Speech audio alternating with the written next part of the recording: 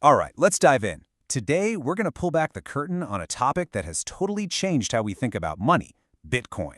We're going to break down what it is, how it actually works, and, why you should even care. So let's get right to it. But first, to really get our heads around this, let's start with a question. What if your money could be sent just as easily as an email?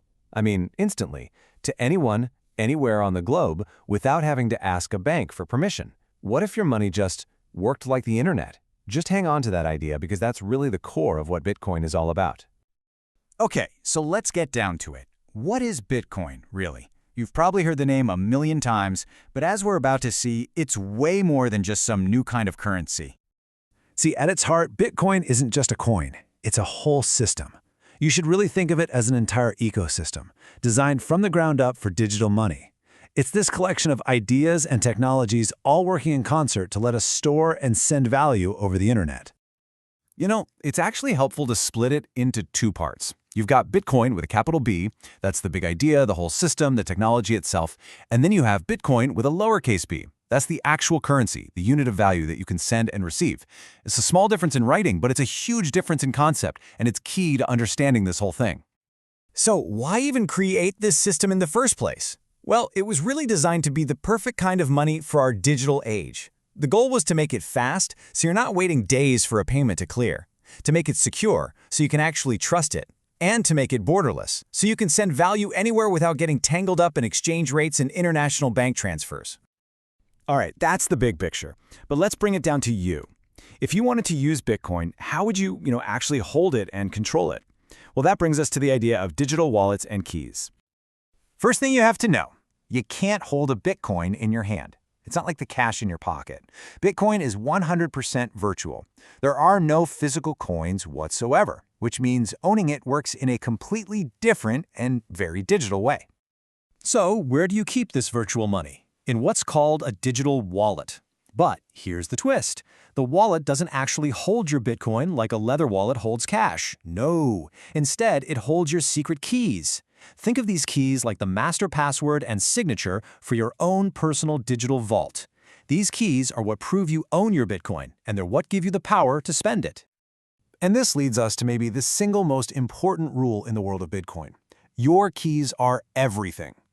In the banking system we're used to, a bank can freeze your account. But with Bitcoin, as long as you and only you control your keys, then you and only you control your money. That's it.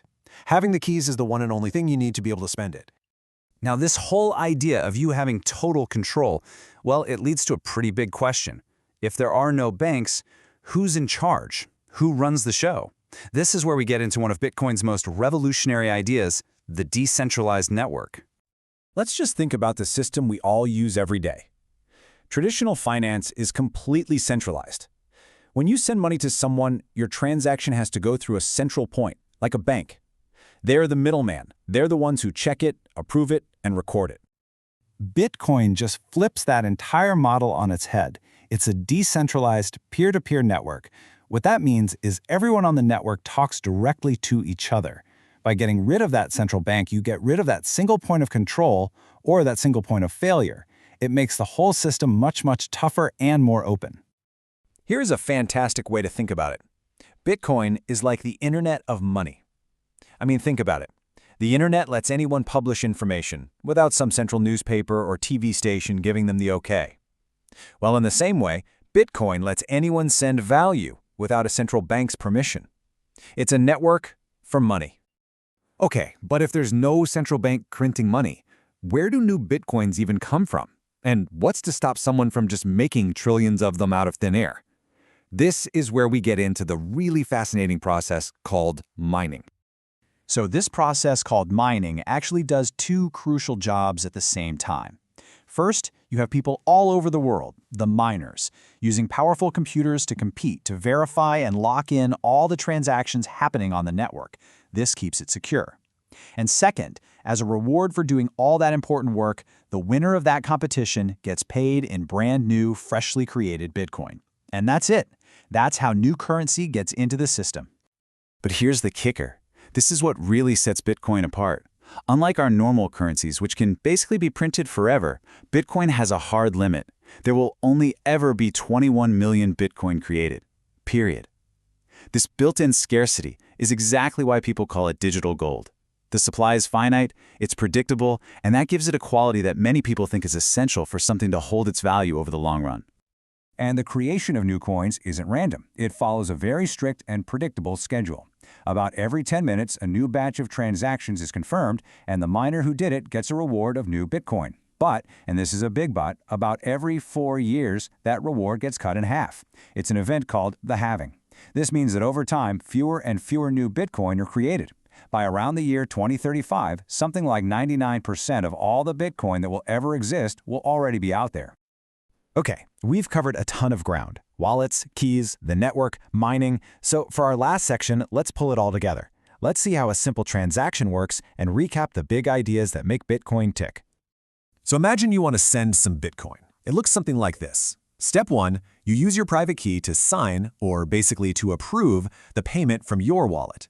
Step 2, that transaction gets broadcast out to everybody on the entire network. Step 3, miners all over the planet race to verify that your transaction is legit. And finally, Step 4, once it's confirmed, it gets permanently added to the public ledger, which is called the blockchain. It's a really elegant, interlocking system when you see it in action.